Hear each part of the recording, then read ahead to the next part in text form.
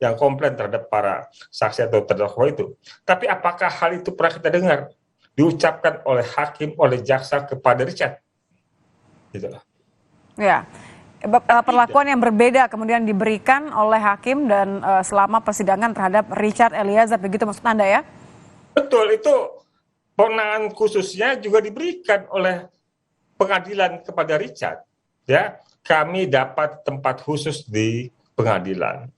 Kami mendapatkan tempat khusus untuk tempat penahanan, tempat singgah Richard di pengadilan. Kemudian Richard bisa memberikan keterangan tanpa harus berhadapan langsung dengan terdakwa lainnya, ya kan? Itu penanganan khusus yang memang sudah diatur dalam Undang-Undang 31 2014 tentang perlindungan saksi korban, gitu loh. Jadi penerapan penanganan khususnya sudah, ya. Pemberian keterangan konsistensi Baradae dalam mengungkap perkara ini sudah, gitu loh. Tapi kemudian ada disparitas antara pengungkapan perkara oleh justice collaborator dengan tuntutan, itu yang menurut kami unik, gitu ya. Seperti tidak ada hubungan antara selama ini kontribusi dari Baradae yang membantu pengungkapan dakwaan jaksa dan kemudian juga menjadi argumentasi jaksa dalam tuntutan kepada terdakwa lainnya, gitu. Yang itu kita lihat juga yang menarik ketika pembacaan tuntutan, bagaimana JPU itu secara emosional, gitu ya, tidak bisa terlihat, tidak bisa menahan diri, bahwa seperti mau menahan tangis, tidak sanggup untuk mengakhiri pembacaan tuntutan itu, gitu loh. Jadi seperti ada kesenjangan antara apa yang tertulis dan suasana kebatinan, gitu. Suasana kebatinan JPU, ya.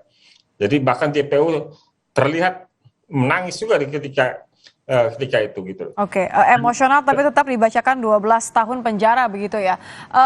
Walaupun tentu kita akan melihat nanti bagaimana hasil akhirnya. Tapi kalau dalam kondisi seperti ini, Bung Edwin, singkat saja, sejauh mana kemudian Anda masih optimistis bahwa hakim tetap akan mempertimbangkan rekomendasi LPSK dalam putusan nanti?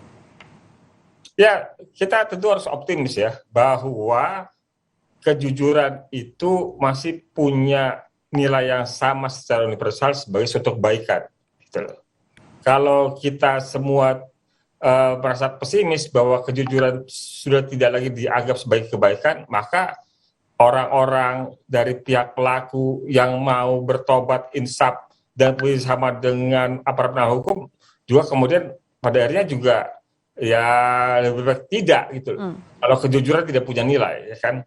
Jadi saya rasa kita harus tetap mengembangkan optimisme bahwa hakim dapat memberikan apresiasi, dapat memberikan penghargaan terhadap peran Baradae sebagai justice collaborator. Baik, terima kasih Bung Edwin Partogi Pasaribu, Wakil Ketua LPSK sudah bergabung bersama kami di Kompas Malam. Salam sehat, Bung. Salam sehat, terima kasih.